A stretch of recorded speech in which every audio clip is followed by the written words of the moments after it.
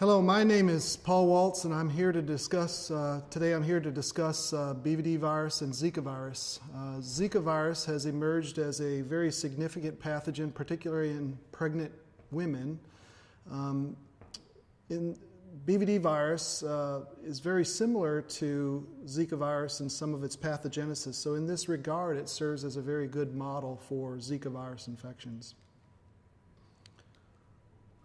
Let's begin with the viruses and the genomes and the organization.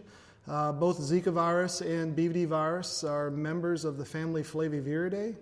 The family Flaviviridae is consisted of viruses that have a single-stranded positive sense RNA genome. Basically what this means is that the viral RNA acts as messenger RNA, so that message is immediately translated into protein. The family Flaviviridae is separated into 4 distinct genera. They include the genus Flavivirus, the genus Papacevirus, the genus Pestivirus, and the genus Pegivirus. Arguably of most importance is the genus Flavivirus. This virus has the greatest number of viral species among the Flaviviridae family. These viruses are mainly viruses that cause disease in humans and animal populations. There's greater than 60 viruses or viral species that will actually cause infection in human and animal species. These flaviviruses are segregated into 2 distinct groups. There's the tick-borne viral group and the mosquito-borne viral group. The mosquito-borne viral group has the majority of the species within this particular genus, and it includes yellow fever virus. Now, the yellow fever virus is the virus, it's the prototype virus of the genus Flavivirus. The genus and the family got its name from the yellow fever virus. Flavus in Latin means yellow, and that's how the significance of that name. Also in those mosquito-borne viruses are the viruses that are of importance. So dengue fever virus is a very important virus. It causes dengue shock syndrome as well as dengue hemorrhagic fever in people. Zika virus infection, which we're going to talk about. West Nile virus. These are all viruses of major human importance. The next genus is the Papacevirus genus, and the prototype virus in this group is the hepatitis C virus. This is a virus also that has a worldwide distribution, creates tremendous problems in the human population. The hepatitis C virus actually can be separated into 6 different genogroups, but in recent years we've identified further members of this genus, and so currently there are 6 species in the genus Papacevirus, and they also include 2 newly recognized species in veterinary medicine, including the equine Papacevirus and the canine Papacevirus. The genus Pestivirus, this is the group that we all know and love because BVD virus is the prototype virus in this group. There are 4 distinct species of viruses in the Pestivirus genus. BVD1 and BVD2 have their own distinct species recognition, along with border disease virus and classical swine fever virus. There are other viruses that have not been given their own species designation yet. They are distinct viruses genetically, and likely in the future we'll see some of these will achieve the status of having their own species. The newest genera in the group of Flaviviridae is the Pegivirus genus, and this is a group that is very recent. It includes several GB viruses which were isolated from a human patient defined as GB. But of interest too is several new recognized species within this genus, and that includes the equine Pegivirus and the Thaler's disease associated virus. Both of these viruses are found in horses, and they are very similar to hepatitis C in their distribution and infection in that they cause liver problems. The Thaler's disease associated virus is also termed serum sickness virus or serum hepatitis virus. So this virus is associated with blood transfusions in horses, creating a hepatic syndrome. So even though these viruses, we group them in their different genera based upon the genetic sequences, they're also grouped together by their biology. And this is why it's important for veterinary practitioners to understand some of the taxonomy, because these viruses have a distinct genetic grouping, but they also have a biological significance within their grouping. For example, the genus Pestivirus includes only the viruses that are really of agricultural importance. It doesn't include any human pathogens per se. The genus Apaciovirus and the genus Pegivirus, both of those genera, include viruses that create hepatic disease. And then the genus Flavivirus is grouped together because they are the arboviral group. And so those are the viral group that is transmitted by our insects. So next, let's look a little bit at the individual genomes associated with this virus. And on this slide, you'll see that I've got the three different major groups there, the Pestivirus group on the top, the Apaciovirus group in the middle, and then the Flavivirus group on the bottom. All of these viruses, these single-stranded positive sense RNA viruses, really only need two structures to survive. They need a capsid, which provides that protection, and then they need a RNA-dependent RNA polymerase, which is that NS5B that we have in the Apaci and the Pesti group, and then the NS5 that's located there in the Flavi group. Other than that, most of the other proteins that are utilized for either recognition of the cell surface receptor, or they involve proteases or cleavage enzymes, or enzymes that assist in the replication or the translation of the viral proteins. You can see there that the Pestivirus does have the largest genome of the Flaviviridae group, and so it has over 12 kilobases in length, translates over 4,000 amino acids. As you see from all of these groups, they have a 5' and 3' non-coded regions. The 5' non-coded region is the area that's responsible for ribosome attachment to create that polyprotein, so all three of them have a 5' non-coded region, but the Apacioviruses and the Pestiviruses are very much alike in how they have that 5' non-translated region or non-coding region. The 3' non-coded region is utilized for the RNA replication. But the 5' non-coded region is very important for the Pestiviruses because this is how we have defined the different species, so the BVD1 and the BVD2, when we talk about differentiating them by group, that's often the area that's looked at from a molecular standpoint. If you look at the Pacioviruses, they're the smallest group there. They have the most similarity to the Pestiviruses and the BVD in particular. The Flaviviruses seem to be a little bit different. The Flaviviruses within that group will differ substantially. So the tick-borne group has a longer 3' untranslated region than the mosquito group. So there are some differences in their genetic code.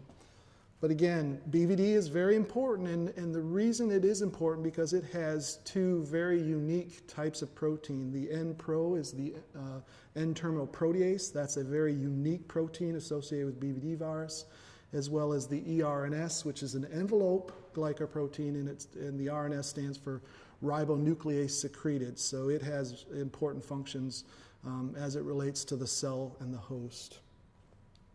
All right, so here let's get into a little bit more of the discussion of BVD virus, which is the Pestivirus, and Zika virus, which is the Flavivirus. Both of these viruses were discovered in the 1940s. Olafson in 1946, as well as Childs in 1946, both described this virus simultaneously here in the United States and in Canada. The Zika virus was first reported in the early 1950s, but it was based upon an infection that occurred in 1947. That first report involved an infection or a recognition of infection in the Zika forest. That's how the virus got its name. The Zika forest is located in Central Africa near Uganda. The Zika forest is interesting because it's only a 60-acre forest, but it has the greatest biodiversity or the greatest diversity of mosquito populations in the world. If you look at the primary host, BVD virus has cattle as its primary host, but we also see that BVD virus is not host restricted. This virus is capable of creating infections in a lot of our other artiodactyls, including white-tailed deer, sheep, goats, pigs. And so of the Pestiviruses, BVD is the least host restricted, so it can create infection and pathology in other species.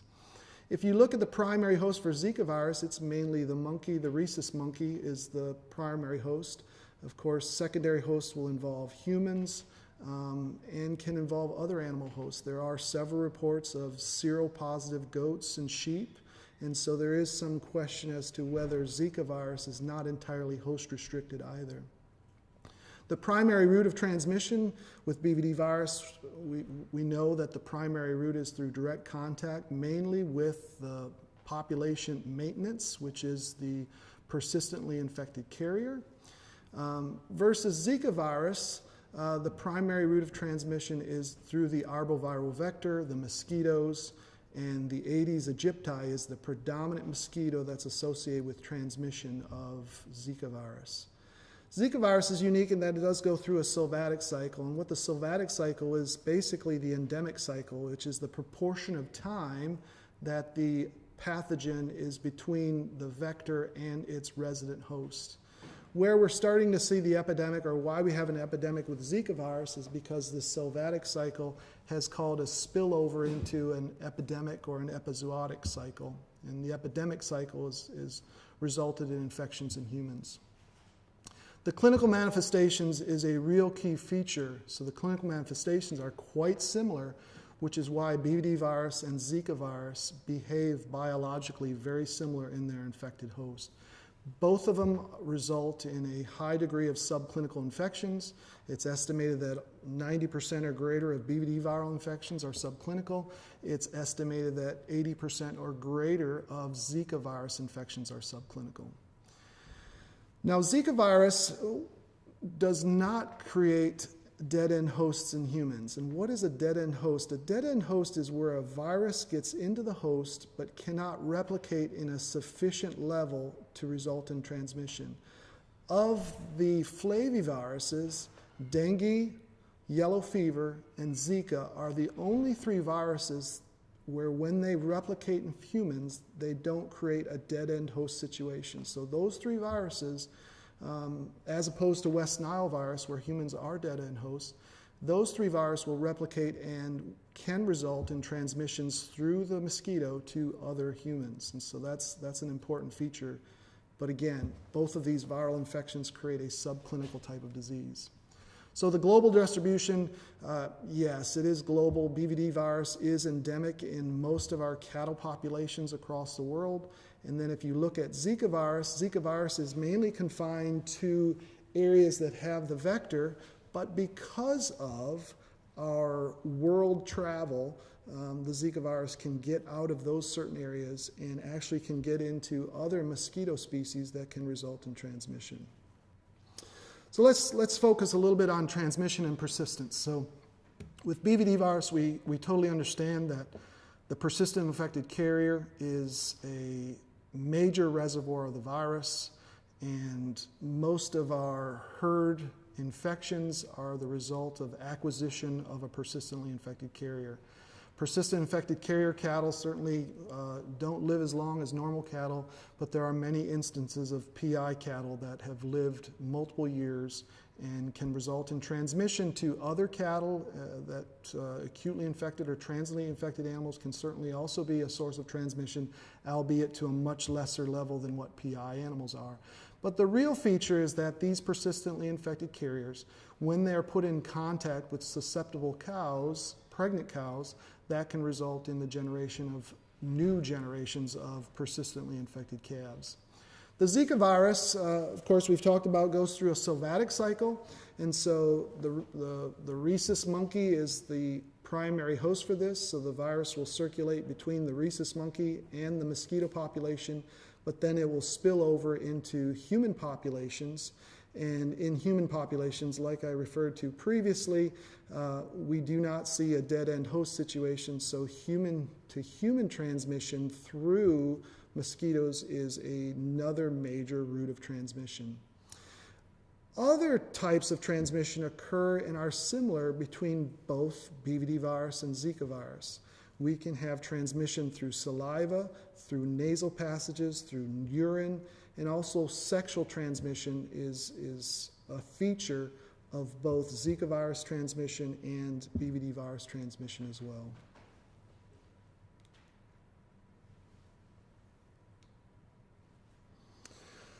So one of the things that has really made BVD virus and Zika virus as important and similar pathogens is what's referred to as congenital BVD and Zika virus syndrome. The outcome of fetal infection associated with both of these viral pathogens is highly dependent upon three main factors: the gestational age of the fetus at the time of infection, the organ system that is involved in the infection, and the properties of the virus, whether it relates to virulence or target cell population. And we know from our work with BVD virus that there are certain viral strains or viral populations that are much more virulent to a fetus than what other viral strains or populations are. A common feature that we see with congenital BVD and Zika virus syndrome is the ability to affect the nervous system tissues. And the nervous system tissue has been a very large focus of study on Zika virus, but there are other similar features that they share with this congenital syndrome, including growth retardation, effects on fetal immune system function. And so the old saying that a viral infection of a developing fetus is benign is certainly not the case with either of these viral pathogens. The other interesting part when we compare BVD virus and Zika virus congenital syndromes, the virus can persist in fetal tissues. We know that viral persistence in cattle is through the process of persistent infection, but in some of the studies with Zika virus, the virus can persist in brain tissue and other tissues that may be either immunoprivileged or where immune system function is not to the full level that a postnatal human would be. When we compare the congenital defects of the central nervous system associated with BVD virus and Zika virus, microcephaly is a feature of both of those. One feature that's been reported in the literature with Zika virus are brain calcifications. And so brain calcifications is the most common feature associated with infection of the central nervous system associated with Zika virus. Cerebellar hypoplasia seems to be a feature that we see quite frequently with BVD virus infection of the developing calf fetus, and certainly that's something that's also observed in Zika virus infection, albeit at a lesser level or a lesser incidence than what we see it with BVD. But you can see the list. There's other features that are very common between the two: hydrocephalus and ventriculomegaly. Those are features that are associated with both, and we can also see widespread depletion of the various structures of the cerebrum and the cerebellum. What's not nearly, what's not as well known about Zika virus is what happens at different stages of pregnancy. This is an area that we have invested a lot of effort, and we have a better understanding of what may happen with congenital defects and other aspects of the infection in the developing fetus associated with BVD virus. When BVD virus affects the early developing embryo, embryo loss is something that's observed. Fetal death and expulsion of that developing fetus can occur at any time during gestation when it's associated with BVD virus, and this is another very important feature of Zika virus. Miscarriages are a very common report associated with Zika virus infection as well. What is really unique about BVD virus is this immunotolerance. And so when the virus infects the developing fetus during the period of immune system development, the virus is thought to be recognized as a self-antigen, and therefore the developing fetus and subsequent calf is considered immunotolerant and persistently infected.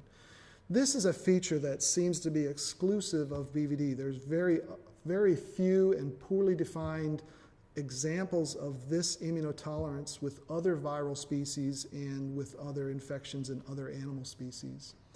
With Zika virus, what's observed is this prolonged infection that occurs in the fetus, mainly in the brain tissue, and that may be a feature that's of immunotolerance that's not nearly as well described as what we see with BVD. Of course, congenital defects usually occur in the middle part of gestation when these organs are being developed, and that's where we see the cerebral and cerebellar defects associated with BVD virus infection. And then lastly, when we have calves that are infected or fetuses that are infected in late gestation, we often think that they're seropositive and they may be normal or abnormal. There are some data out there that would suggest that fetuses that are infected in late gestation do not have the same immune function and growth rates. And so, again, it's unlikely that these viral infections of a developing fetus are truly benign without consequence. So let's talk a little bit about the challenges associated with each of these viruses. The challenges associated with BVD virus control are quite numerous, and that's the reason why this virus has become a major animal agricultural problem. It's a worldwide problem. One of the main features is that the virus creates this subclinical infection. So these unobserved infections in the dam can result in the persistence of virus in the offspring. These persistently infected carriers then, with our segmentation and movement of our cattle populations, can then travel throughout different parts of the country or the community and create infections in other populations. The other thing that makes control very difficult, it's difficult to identify the virus in a population of cattle. There's been literature to look at this, and when you look at the herd descriptions of having the virus or not having the virus, the only thing that really shows a significant difference is the proportion of adult cattle that are pregnant. All of the other criteria, calf morbidity, calf mortality, overall herd reproduction, when you look at herds that had the virus versus herds that don't, it's difficult to pinpoint. And so that makes that diagnosis quite difficult. Another major problem is the genomic and antigenic diversity. Because both Zika virus and BVD virus are RNA, single-stranded positive sense RNA viruses, their polymerase has very, very poor proofreading activity. And so as a result of the generation of new viruses during an infectious cycle, mutants are developed, and the term quasi-species, or this multitude of different viruses that are within a population, does occur. The other challenge associated with BVD control is that we have had vaccines for decades, and we know that our vaccination programs are not 100% protective, although they get very close to that. We do have very safe and efficacious vaccines when they're applied properly, but in general, it's not a 100% protective effect. The challenges that we have associated with Zika virus control, again, this is a major public health problem. As it stands today, there are no vaccines or antiviral drugs that are available to protect or treat infected patients with Zika virus. Another major problem associated with control is that Zika virus is transmitted by the same mosquitoes as other flaviviruses, including dengue. And a dengue viral infection will look very similar to a Zika virus infection. Both of these infections can be subclinical, and that makes control and diagnosis quite difficult. It's unknown the role of other routes of transmission, whether it be nasal, sexual, saliva, or urine routes of transmission. We know that with BVD virus, direct transmission from PIs to susceptible animals is the major route, and then it becomes an issue of partitioning the risk. In human populations where we have this global epidemic, we need to understand all routes of transmission to stop the cycle of infection. The other challenge associated with Zika virus control is the prolonged viremia in pregnant females. As you can imagine, the longer a patient is viremic, the more likely for a mosquito to pick up that infection and transmit it to the next susceptible host. And so that's another real challenge associated with control of the virus. And then finally, why this virus became an epidemic all of a sudden likely had to do with the importation of this virus through global travel. So most of the disease that we have seen in areas outside of Brazil and Southeast Asia have been the result of the importation of the virus through this global travel. And as you can see here, and this is interesting because when you look at Zika virus, travel patterns have really allowed this pathogen to reach nearly every place on Earth. And you could take a small snapshot of different areas on the globe where cattle are doing the same sort of transportation and movement. So if you would focus in on the United States as an example, because of the segmentation and movement of our cattle industry, we have quite a few animals that are moving about the country that are persistently infected with this virus. And that, like Zika virus, is a major control point that we can't easily address. So let's briefly talk about vaccinations. In order for the vaccines to be effective, whether it be for BVD virus or Zika virus, we need the vaccines to be not only safe, but also efficacious. So the requirements for our vaccines, they got to protect against all strains of the virus. And we know that, again, with our RNA-dependent RNA polymerase, we have tremendous genetic diversity with each replication cycle. And that viral change results in an antigenic diversity. And so our vaccines have to take that into account and protect against all of those strains. The vaccines have to be safe for the pregnancy. So a Zika virus vaccine must be safe for a pregnancy. BVD virus vaccine should be safe for the pregnancy as well. The immune responses generated by both vaccines should induce a systemic and a genital immune response such that the virus can be stopped prior to creating the deleterious effects on the fetus. And then the other point is that the virus or the vaccines should lack transmission.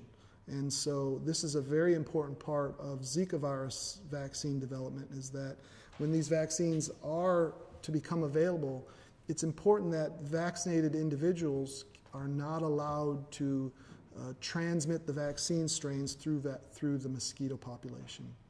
So on the right here, we have our classic vaccines and our ideal vaccine in terms of what these properties should offer.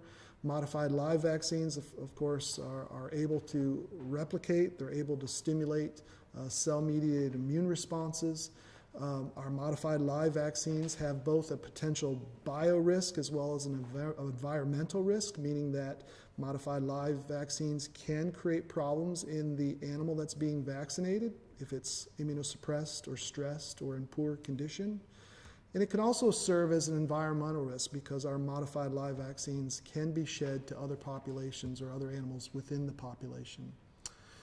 In contrast, our killed vaccines are generally regarded as safe because they do not replicate, they aren't shed.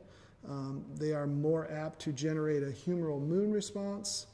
One of the disadvantages when we think about basic immunization or the primary and booster injections, certainly our killed viral vaccines need multiple doses to achieve an immune response.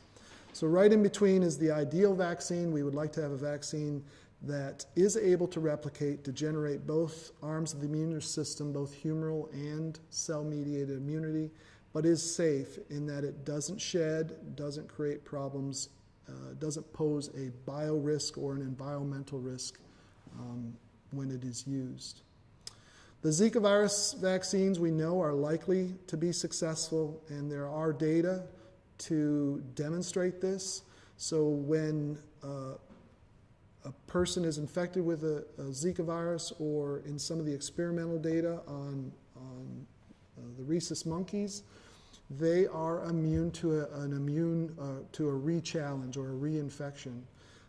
Therefore, the immune responses generated to a Zika virus infection will protect against a reinfection.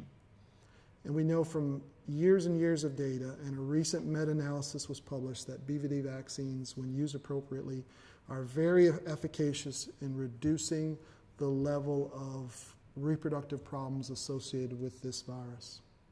As our scientific community has gained more knowledge, new vaccine strategies and technologies have become available to enhance the safety and immunity profile against BVD virus, and hopefully these same attributes can be utilized for Zika virus infections and other viruses that are located within the family Viridae. Some of these vaccine technologies include marker vaccines, deletions, insertions, DNA vaccines, the use of plasmids. The list goes on. There are a number of technologies that have been developed.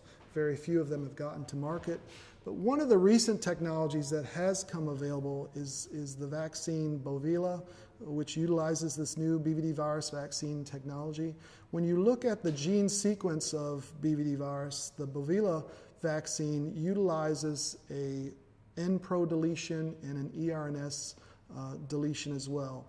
We know that BVD virus is unique in having this N-pro. N-pro is a protein that is antagonistic to the immune response. It causes disruption in the interferon pathway, which is a very important bridge between the innate and the adaptive immune responses. Because of these deletions, the N-pro and eRNS deletions that are associated with this vaccine, we have a natural attenuation, and this also has a major benefit because this vaccine is unable to cross the placenta and infect the developing fetus. And so the lessons that are learned from BVD vaccine technology hopefully can be applied to Zika virus vaccine development as well. So to summarize, we've talked a little bit about BVD virus and Zika virus as related to the virus, as well as related to the transmission, the pathogenesis. Because of their similarities, not only in their genetic code, but as well as their transmission and pathogenesis, they really share tremendous similarities. And when we talk about what's very important is how do we control both of these viral pathogens, they really involve three major principles. One of them is to eliminate the reservoir, and this is effectively done by identifying and removing persistently infected cattle that are infected with BVD virus. When we talk about Zika virus, eliminating the mosquito reservoir is a very important aspect. And there's been some work with different species of Aedes aegypti that have been modulated, and this allows a diminished or a lack of virus associated with this population of transmissible mosquitoes. The next is to prevent infection in susceptible hosts through enhancement of immunity. We have tremendous diversity of BVD vaccines on the market, and we have shown that they are safe and efficacious to use, and so we have that covered. Zika virus, currently there are 3 vaccines that are being advanced for clinical trials, and so these are in development and they should be available here hopefully soon. And then finally, the area that I think can make a big difference, especially with Zika virus, and an area that we, I think, can do a little bit better job in terms of BVD virus control is biosecurity, specifically biosecurity associated with the developing fetus. That's when intense biosecurity should be employed when we talk about BVD virus, But that's also the lessons that we learned from BVD virus control can also be applied to Zika virus control. So pregnant women should not be exposed to potential pathogens if it's unnecessary. As you can see, Zika virus and BVD virus are 2 very important pathogens. I thank you for your attention and your time. We certainly have a long way to go in controlling both of these pathogens in our animal and human populations. Thank you.